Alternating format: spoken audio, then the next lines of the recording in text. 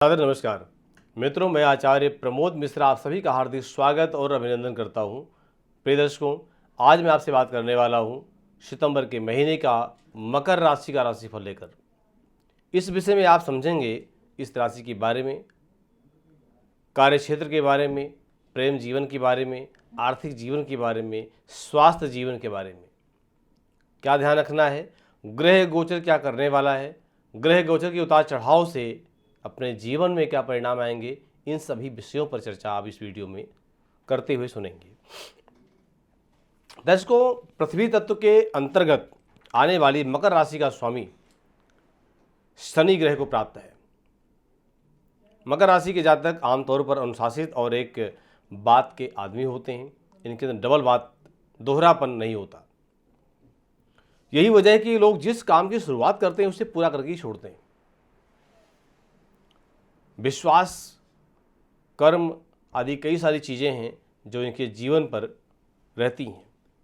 ये लोग अपना देश अगर विदेश भी जाते हैं तो वहाँ भी बड़ा अच्छा प्रदर्शन करते हैं, अपने देश का नाम भी ऊंचा करते हैं। दर्शकों, सितंबर मासिक राशिफल 2023 के अनुसार गोचर ग्रह कहता है कि मकर राशि के जातकों को इस महीने सकारात्मक और नकारात्मक अलग अलग तरीके से परिणाम देखने को मिलेंगे, क्योंकि बृहस्पति राहु के साथ चतुर्थ भाव में विराजमान है। शनि पहले और दूसरे भाव के स्वामी के रूप में आपके दूसरे भाव में विराजमान रहेंगे।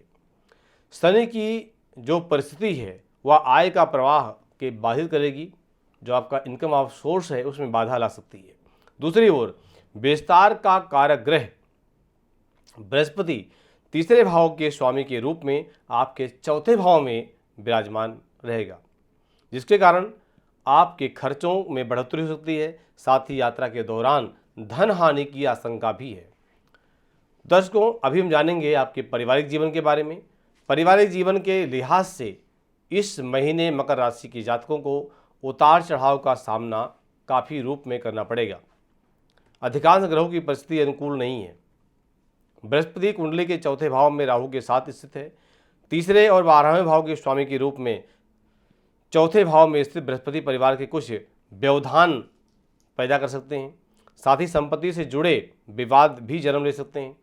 ऐसे में जिन लोगों की ज्वाइंट फैमिली है, इकट्ठा लोग रहते हैं, पारिवारिक जीवन है, तो उनके परिवार में अलगाव की स्थिति भी रह सकती है।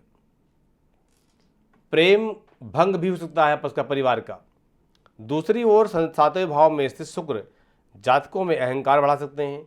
ऐसे में सामंजस्य भी कम हो सकता नजर आएगा, क्योंकि चौथे भाव में राहु गुरु के साथ संतान भाव को कहीं ना कहीं डिस्टर्ब कर रहे हैं। तो जहाँ तक हो सके कोई विवाद, कोई क्लेश परिवार में उठता है, उसको सुलझाने का प्रयास करें, बढ़ाने का प्रयास बिल्कुल ना करें। बात कर लेते हैं कार्य क्षेत्र की। दर्शकों, करियर या पेशेवर जीवन से के लिहाज से अगर देखा जाए तो सितंबर महीने में आपको सकारात्मक और नकारात्मक यानी पॉजिटिव और नेगेटिव दोनों तरह के परिणाम देखने को मिल सकते हैं। शनि दूसरे भाव में और केतु 10वें भाव में विराजमान हैं।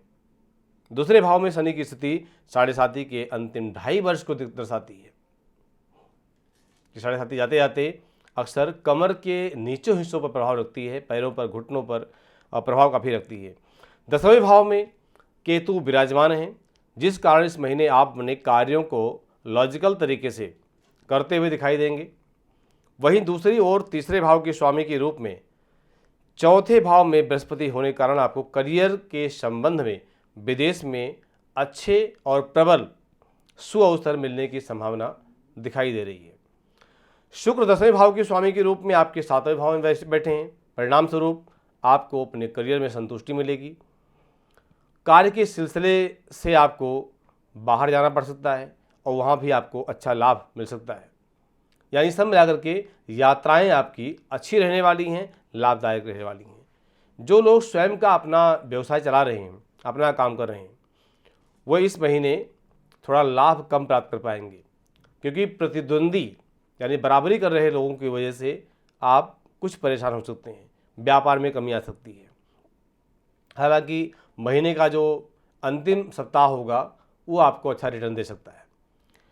आपको नवीनतम बिजनेस ट्रिक, एक अच्छा अनुभव, एक अच्छी टेक्निक अगर आप अपने बिजनेस में लागू करते हैं तो उसका परिणाम आपको अच्छा मिल सकता है। बात करें आर्थिक जीवन की, तो दर्शकों आर्थिक रूप से देखा जाता है तो यह महीना लाभ खर्च के दोनों को बराबर लेके चलेगा। अगर धन की आय भी हो रही है तो धन का खर्च भी हो रहा है, जिसके कारण शनिदेव आपके दूसरे भाव में वक्री अवस्था में है। परिणाम स्वरूप क्या देंगे? लाभ और हानि ये बराबरी ही देंगे। अगर लाभ भी है तो हानि भी है। अपने धन को आप ऐसा कह सकते हैं कि जो हानि होगी वो इस वजह से होगी कि धन को आप मेंटेन नहीं कर पाएंगे, उसको तरीके से लगा नहीं पाएंगे कि करना क्या चाहिए हमें, इसलिए बचत की गुंजाइश कम हो जाती है, इसलिए लाभ हानि की स्थिति बराबर बनती है। कुंडली के चौथे भाव में गुरु महाराज विराजमान, वहाँ खर्च बढ़ा सकते हैं। माँ के स्वास्थ्य पर भी धन खर्च आपका हो सकता है। अपने आप को थोड़ा प्रबंधन करें। राहु की दृष्टि दिखाती है कि आपको धन को मजबूरी में भी खर्चा करना पड़ सकता है, इसलिए आपके आर्थिक परिस्थितियों पर काफ़ी असर पड़ सकता है। तो ध्यान देने वाली बात है कि आपको अपना विशेष रूप से ध्यान रखना है और कोई ऐसा फैसला न लें जिसकी वजह से आपको अपमान या फिर धन हानि का सामना करना पड़े। इस पर आपको पहले सचेत होना पड़ेगा, पहले ध्यान देना पड़ेगा। जो लोग अपना व्यवसाय चला रहे हैं वो प्रयास करें कि पार्टनर के साथ कोई विवाद उत्पन्न ना होने पाए, इसका प्रयास करें। हो जाता है तो सुलझाने का प्रयास करें, क्योंकि अगर इसमें विवाद उत्पन्न होता है तो आपका बिजनेस खत्म भी हो सकता है। सावधानी जरूर रखें। स्वास्थ्य जीवन की अगर बात करते हैं, स्वास्थ्य के तरफ से अगर देखा जाता है तो कोई विशेष समस्याओं का सामना आपको नहीं करना पड़ेगा, लेकिन छोटी मोटी आँखों में संक्रमण, दांतों में दर्द, चंद्र शनि के सहयोग से, एक दूसरे की दृष्टि से भाव में रहने से इन समस्याओं से परेशान होना पड़ सकता है। ध्यान रखें आप। चौथे भाव में बृहस्पति होने के कारण आपको परिवार के स्वास्थ्य के लिए धन खर्चा करना पड़ सकता है।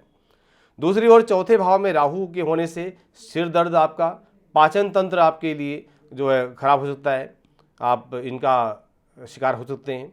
चौथे भाव में बृहस्पति महाराज और राहु के होने से मानसिक तनाव भी हो सकता है। ध्यान रखें अपना। 24 अगस्त 2023 को बुध जो है छठे भाव में आ गए हैं।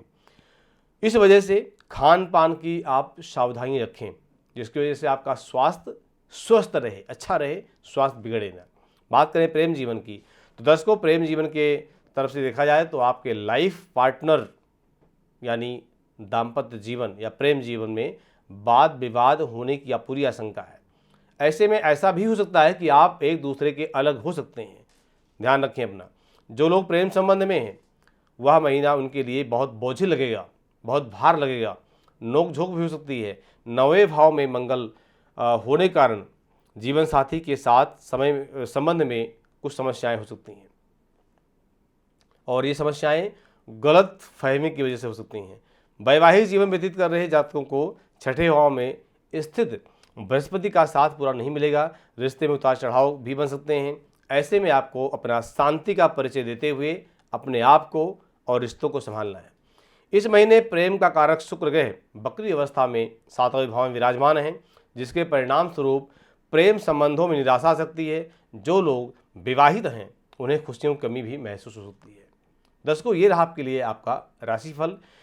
एक विशेष उपाय आपके लिए है, आप नियमित रूप से बिना ओम के, यानी ओम का उच्चारण आपको नहीं करना है, सिर्फ करना है नमः शिवाय। आप सुने होंगे पंचाक्षर मंत्र।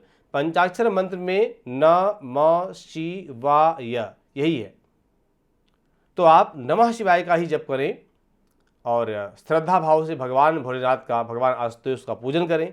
ऐसा करने से आपके राशि में जो दोष है या कहीं नकारात्मकता है वो ठीक होकर के सकारात्मक यानी अच्छी ऊर्जा के साथ आपका जीवन बीतेगा, समय बीतेगा।